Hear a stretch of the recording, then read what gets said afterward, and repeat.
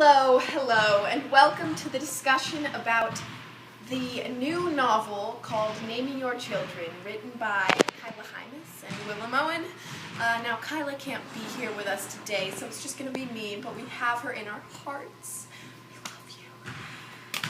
So, this is about how naming your children, impacts their life in society, because, child names are, and how they are perceived through their name, is part of a deeply rooted culture in this country. So we have some suggestions on how you may want to name your child in the upcoming years, or maybe whenever you plan on having a child.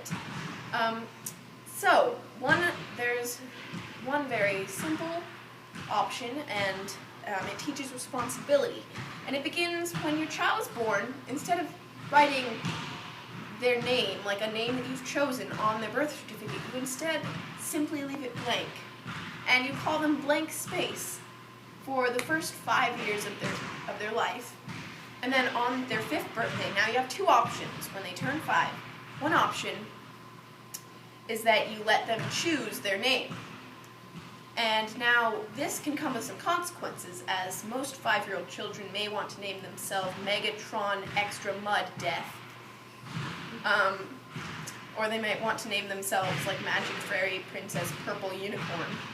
But as you can see, as they grow older, they cannot blame you for choosing a bad name because they have named themselves.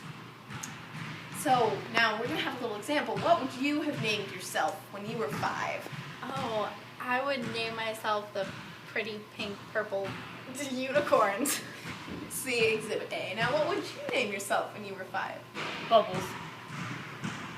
I see. Bubbles. Yes, well, now your second option when using this method is you name your child the first sentence, phrase, or word that comes out of their mouth on their 5th birthday. So, as you can see, this can also arise some problems, but there is a fun twist. So, imagine your child wakes up on his or her 5th birthday, and the first word out of their mouth is, "I'm hungry." From that point on, you've been calling them blank space, right?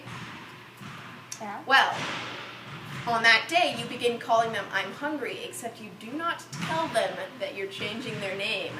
You just have to let them catch on gradually, and they'll probably get really confused. Now, that is one of the methods that teaches some responsibility in the young age. And you'll tell a child's responsibility based on how immature or mature their name is. Bubbles. Mature. Anyway, now another method in naming your child is you may want to include an action in the naming process. So, say your name was Penelope. Now, you may want to add on an action to that. So, when you name your child and you say their name, you would be like, "Penelope."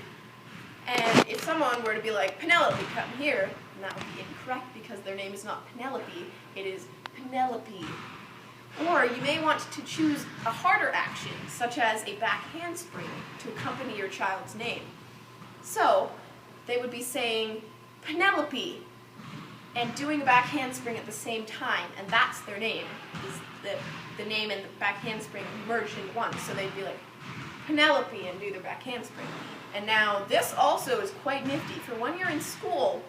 If there's like a new teacher and they're reading off the list and they say like, they're calling the students' names and they say Penelope, and the student will just say, "No, that's not my name."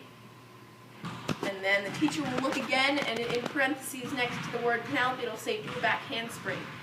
Then the teacher will have to do a back handspring in order to make the child obey, because she's not getting the name right. Now another option is just a simple one, and this can happen, but it only works if you have a male child. And that's if when your child is born, if it's a male, you begin by naming them Child Man. You call them Child Man up through their childhood until they become the age of 21. And now when they're at the age of 21, Then you switch the name to man-child because they are now a man, and the manlyhood comes first. And these are just a few snippets of naming your child. So go out and buy that book today.